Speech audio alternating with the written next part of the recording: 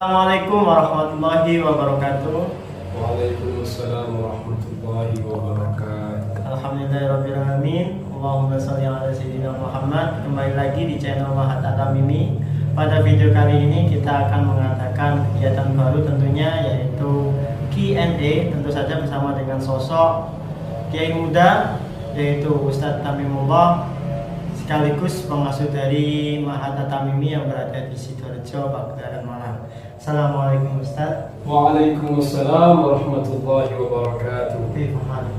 Alhamdulillah bi khair wa afiyah. Iya Ustaz, pada video kali ini kita menghimpun beberapa pertanyaan dari para santri baik offline maupun online. Ini ada beberapa pertanyaan yang membahas tentang toleransi dan radikalisme. Gimana pertanyaannya? Pertanyaan pertama ya Ustaz ya. Karena banyak fenomena-fenomena di negara ini tentang apa itu toleransi atau apa itu tasamuh, tawazun. Ini ada pertanyaan Ustaz, bagaimana menyikapi perbedaan ajaran dalam agama Islam, baik madhab atau perkembangan ormas dalam negara kita? Ketika kita berbicara toleransi ini dalam bahasa Arabnya adalah at-tasamuh, yaitu saling menghargai, saling memberikan dispensasi. Wilayahnya orang yang beragama antara satu dengan yang lain itu tidak boleh mengganggu. Misalnya umat Islam merayakan hari raya Idul Fitri, kemudian orang Kristen merayakan hari raya Natal. Antara Muslim dengan orang Kristen ini tidak boleh mengganggu satu dengan yang lain. Itu di antara contoh konkret toleransi atau toleransi beragama. Toleransi yang paling bijaksana itu seperti apa? Saya punya gambaran logika yang saya nukil dari beliau, guru kami semuanya. Toleransi itu diibaratkan saya minum kopi, kamu minum teh. Di sini ada teh, di sini ada kopi. Bukan berarti makna toleransi itu kopi saya masukkan ke teh kamu. Bukan berarti teh kamu harus kamu masukkan pada kopi saya. Kenapa? Karena kalau sedemikian makna toleransi itu rusak. Sehingga kopi saya rasa apa? Wong kopi ya kopi, masa dimasuki teh kamu? Dan teh kamu ya rasa teh, masa saya masuki dengan kopi saya? Ini makna toleransi. Sehingga tidak boleh umat Islam ini mencampur adukan akidah keagamaannya dengan agama lain, sebagaimana agama lain juga tidak boleh untuk mencampur aduk keyakinannya dengan agama lain. Dengan alasan toleransi itu tidak bisa diterima, dan itu adalah toleransi yang salah. Ya silakan kamu minum teh kamu, saya tidak akan mengganggu keasikan kamu minum, dan saya juga akan minum kopi saya. Jangan kamu ganggu saya meminum kopi saya. Begitu juga sebaliknya. Itu toleransi beragama. Bagaimana toleransi dengan beda ormas atau beda madhab? Toleransi beda madhab, toleransi beda ormas ini sebenarnya wilayahnya banyak. Ada wilayah ijtihadiyah, ada wilayah politik atau sia-sia, ada wilayah usuliyah, ada wilayah furu'iyah. Misalnya kamu beraliran atau orang yang berafiliasi dengan madhab Hanafi, saya berafiliasi dengan madhab Syafi'i. Saya juga tidak akan menyalahkan madhabmu sebagaimana kamu tidak akan menyalahkan madhab saya. Silakan laksanakan sesuai madhab yang kamu ikuti. Sama juga urusan furu'iyah. Misalnya ada yang satunya membaca kunut, yang satunya tidak membaca kunut. Lagi-lagi ini juga urusan furu'iyah. Yang furu'iyah ini juga tidak terlepas dari urusan ijtihadiyah dan tidak lepas dari urusan madhabiyah atau kemadhaban. Kalau urusan politik misalnya ada yang satu milik ormas A, yang satu ormas B, yang satu ormas C. Sikap kita bagaimana? Ya sudah, terserah ormas yang kamu ikuti, yang kamu anut dan kamu yakini. Sudah, kamu berjalan dengan ormasmu, saya juga berjalan dengan ormasku, tanpa harus saling mencederai. Karena urusan ormas ini juga tidak lepas dari urusan politik. Perbedaan ini adalah keniscayaan, harus berbeda. Masing-masing orang punya keyakinan, punya latar belakang, punya guru, punya keilmuan, antara satu dengan yang lain itu beragam dan berbeda-beda kapasitas dan kuantitasnya. Selanjutnya Ustaz, untuk pertanyaan mungkin bisa disambung ya. Tadi itu kan ada analogi kopi dan teh.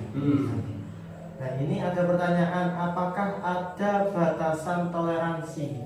Nah ini mungkin kalau saya itu apakah boleh lah minum kopinya orang itu atau dia itu minum teh kita gitu ya. Tergantung toleransi apa yang kamu maknai. Kalau toleransi beragama, kemudian kamu masuk pada contoh kopi dengan teh, saya sudah menjawab tadi.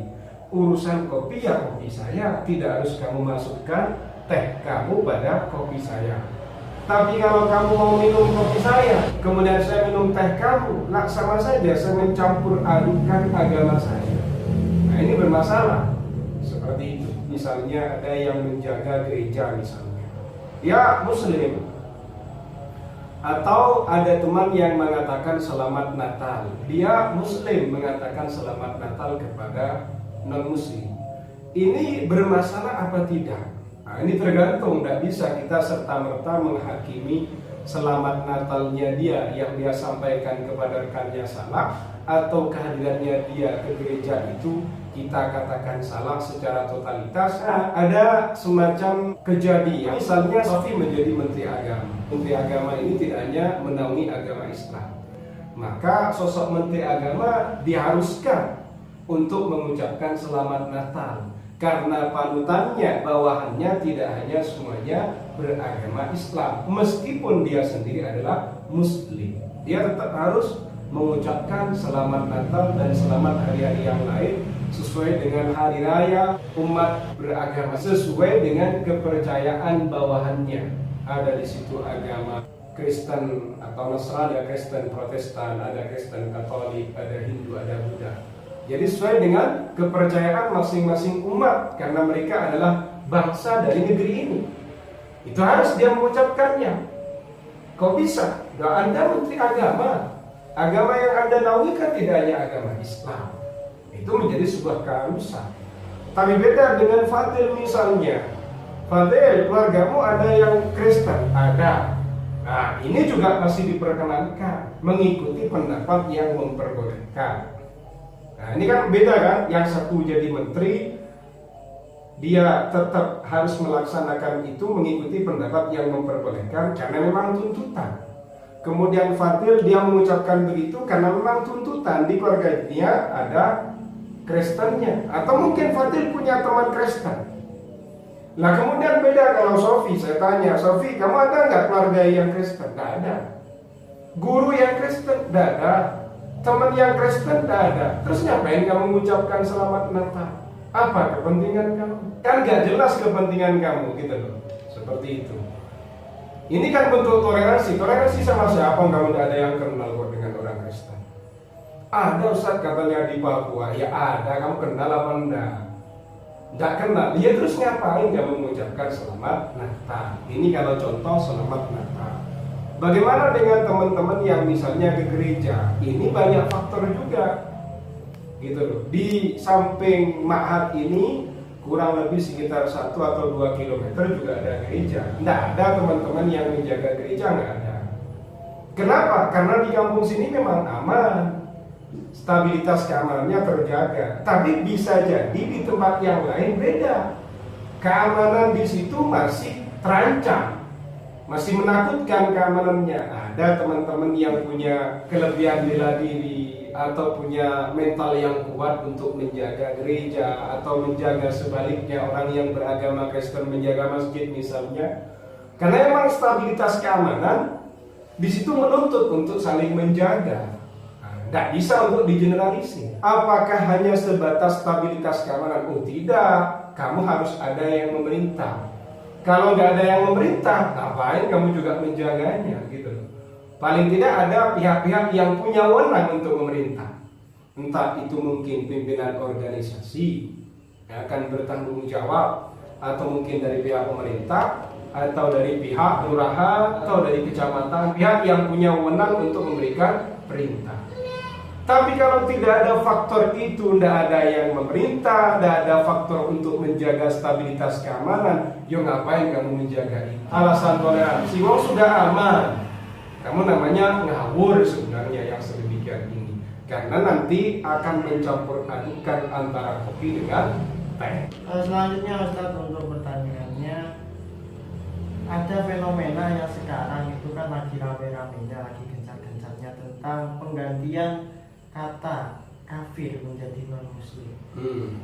Nah ini menurut pandangan panjenengan seperti apa? Kafir dengan non muslim itu secara lafaz beda, tapi secara makna sebenarnya sama. Cuma lebih halus mana antara non muslim dengan kafir dalam sense atau rasa bahasa Indonesia, mungkin lebih halus non muslim.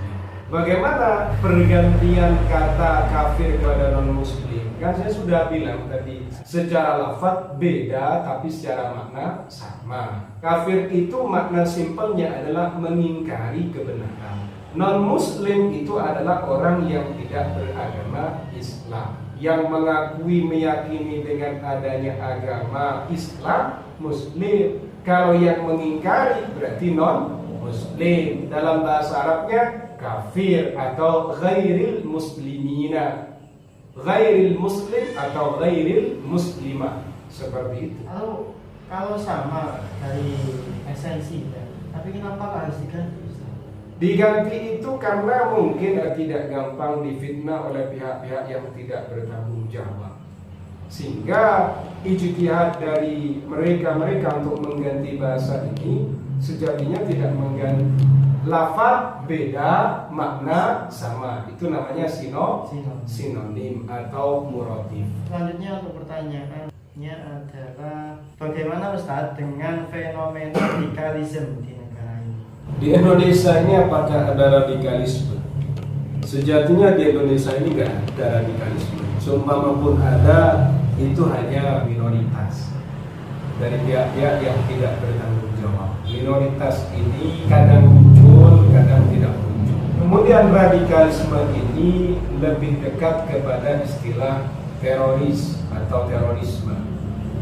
Bagaimana Islam menyikapi hal ini? Islam mengecam perilaku terorisme. Kalau radikalisme itu dipaksakan dalam konteks Indonesia, ini akan mencederai pada umat beragama Islam itu sendiri dan juga umat beragama yang lain.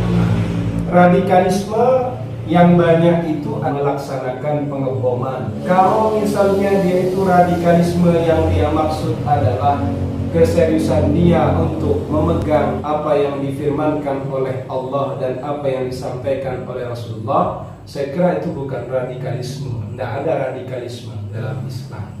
Islam itu tidak menyebarkan agama dengan kekerasan, tapi menyebarkan agama ini dengan kasih sayang. Jadi kalau radikalisme dinisbatkan kepada Islam, sejatinya tidak ada radikalisme. Dalam Islam tidak ada radikalisme, kecuali orang-orang yang memahami dengan pemahaman yang salah atau salah paham terkait dengan ajaran Islam itu sendiri, sehingga dia bisa jadi menjadikan Islam itu hanya sebagai kedok. Karena sebagai kedok, sehingga makna dari Islam yang rahmatan lil alamin itu bergeser menjadi radikalisme. Itu kan biasanya rata-rata kelompoknya itu menggalakkan kata-kata jihad. Nah kalau pada era sekarang itu jihad sesuai dengan Islam, ajaran Islam sendiri. Kalau dalam konteks Indonesia, jihad itu adalah yang memerangi hawa nafsu kita ini. Itu adalah jihad akbar. Mau memerangi siapa? Mau memerangi umat non muslim. Mereka salah apa? Oh, mereka tidak menyerang sama orang Islam. Kemudian mereka itu apakah dikatakan kafir harbi? Oh, mereka juga taat dan patuh kepada negara. Wajib memerangi kalau mereka adalah kafir harbi, kafir yang memerangi umat Islam. Kalau mereka tidak memerangi umat Islam, mereka bayar pajak, mereka mengikuti aturan dan patuh dengan undang-undang negara, terus mau jihad dengan siapa? Tidak ada istilah jihad itu, tidak ada, kurang tepat. Kalau makna jihad itu harus dimaknai dengan makna memerangi orang-orang non-muslim. Memerangi kemaksiatan, memerangi kezaliman itu tetap mengukur dengan kemampuan kamu, mengukur dengan situasi yang ada di sekitar. Dalam makna sempit, kamu maknanya hanyalah mau memerangi kemaksiatan, kezaliman, kemudian ke sewenang-wenangan, itu banyak cara, tidak harus kamu perangi dengan model perang senjata. Bagaimana? Ada banyak proses. Selain itu di negara kita ini ada yang namanya pihak-pihak yang berwenang, pihak-pihak yang punya tugas khusus untuk menanggulangi kemaksiatan dan kemungkaran ini. Hanya perlu Sofi untuk masuk ke politik, sehingga punya kekuasaan untuk meminimalisir kemaksiatan yang terjadi. Seperti itu. Jadi makna jihad yang sekarang dalam konteks Indonesia, jihad itu kalau mau diterjemahkan singkat, ya memerangi hawa nafsu ini. Satu.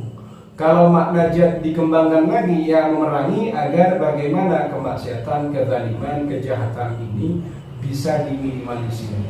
Kalau kita mencita-citakan kemaksiatan, kezaliman, kemudian kejahatan di Indonesia ini habis 100%, ini bahasa kasarnya, kalau sekarang ini kamu sudah berbahaya. Kenapa? Setiap ada kebaikan harus ada namanya kemaksiatan dan kejahatan. Itu kaidah. Kalau kemudian Indonesia ini baik semua, Indonesia ini tidak ada yang jahat, nah saya takut kiamat besok. Saking sulitnya sejak dahulu kala di masa Rasulullah itu ada kebaikan, ada kejahatan, ada protagonis, ada antagonis, ada Nabi Muhammad, ada Abu Jahal, juga ada yang mengikuti beliau, ada juga yang mengikuti Abu Jahal. Minimal saran saya diminimalisir seperti itu.